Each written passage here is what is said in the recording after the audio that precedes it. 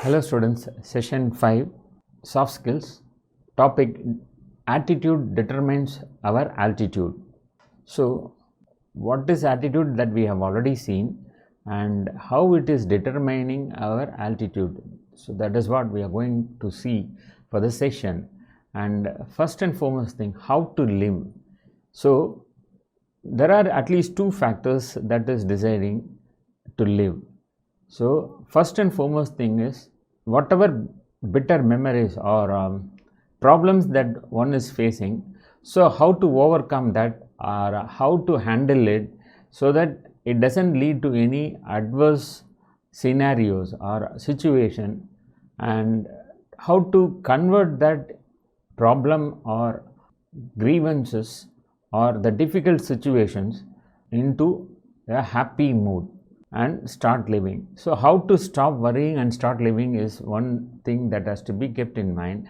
And next thing is attitude determines our altitude. So what attitude one carries or one possesses, that determines the outcome or the way of living or how the people are being treated. So one's attitude only is being considered as the factor or the image that is being created based on the way one reacts.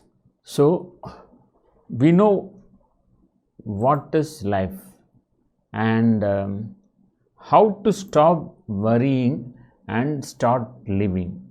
At least 6 factors or 6 approaches that if we follow or if we try to follow, then this may lead to living with peace or with happiness. So first and foremost thing is detach yourself from past and future and live in present. So whatever may be the past, so how to detach yourself from past and future and live in present. So the secret of health for both mind and body is not to mourn for the past, worry about the future or anticipate troubles, but to live in the present moment wisely and earnestly. One of the best unforeseen consequences of simplifying our lives is it has allowed us to begin living our lives in the present moment. Eliminating non-essential possessions has freed us from many of the emotions associated with past lives that were keeping us stuck. And clearing our home has allowed us the freedom to shape our lives today around our most important values. Living in the present moment means to no longer worrying about what happened in the past and not fearing what will happen in the future. It means enjoying what is happening now and living for today. Choosing to live in the past or the future not only robs you of enjoyment today, but also robs you of truly living. The only important moment is the present moment. With that goal in mind, consider certain tips and how to live in the moment.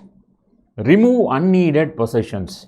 So minimalism forces you to live in the present. Removing items associated with past memories frees you and allows you to stop living in the past. Once the past no longer has power, you can begin to live in the moment. Next, carry a smile.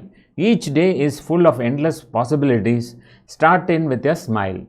You are in control of your attitude every morning. Keep it optimistic and expectant. Be intentional about it, and you will find yourself doing it every day without even realizing it. Fully appreciate the moment of today.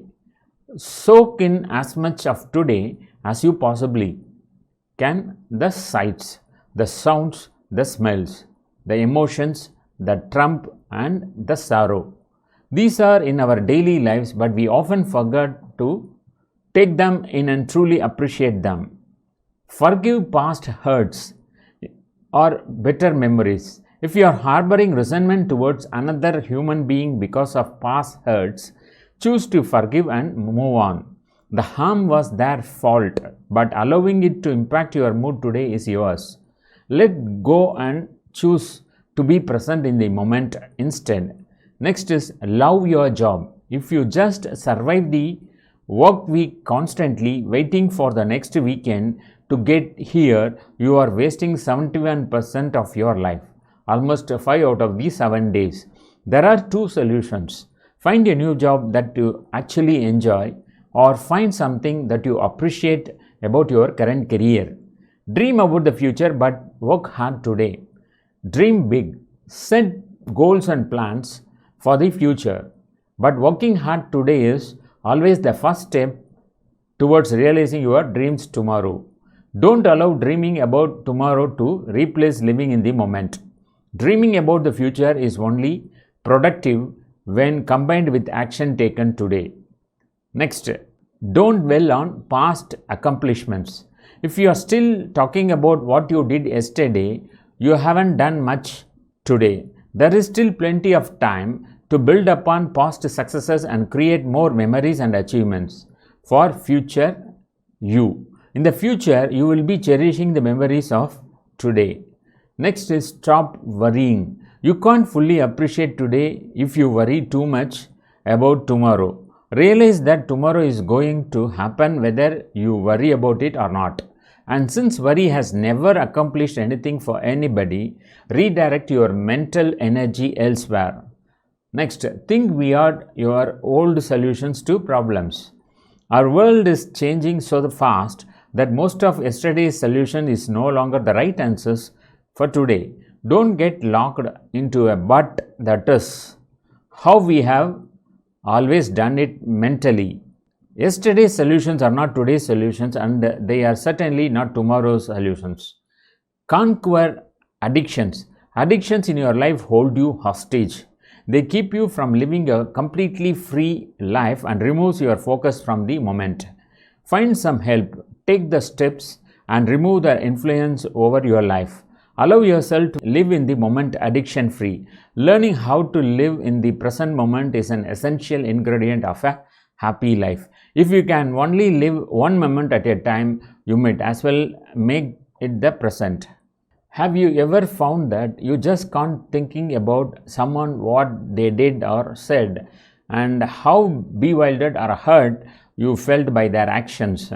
When someone hurts us, our children or someone we love, gossips behind our back, or simply acts in ways that confound us, we can focus on it for hours or days. We are washing dishes, driving or walking the dogs, and we can't stop thinking about how the things the person said were unkind, untrue and self-centered. Their image and their words keep resurfacing 5 hours, 5 days, 5 weeks later. Thereby we see the person's face in front of us even if we haven't seen them in person during this time. To be clear, I am not addressing how we deal with trauma or abuse, situations that require professional help and intervention. So, talking about day-to-day interactions we have with others that leave us mentally sputtering.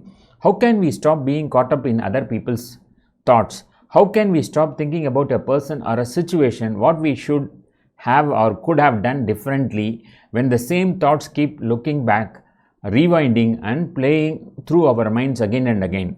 Or maybe for you, it is not about a person, maybe it is about what you got or didn't get, what you need but don't have, or what is not right in your life. Usually there is a person involved whom you feel deserves blame for whatever is wrong. But all of this is toxic cyclical thinking, and most of us know that it is emotionally and physically harmful to us. Study shows that a ruminating mind is an unhappy and unhealthy mind. When our monkey mind is unhappily fraught with replaying altercations, resentments or losses, we dwell in harmful inflammatory stress chemicals and hormones linked to almost every disease we can name.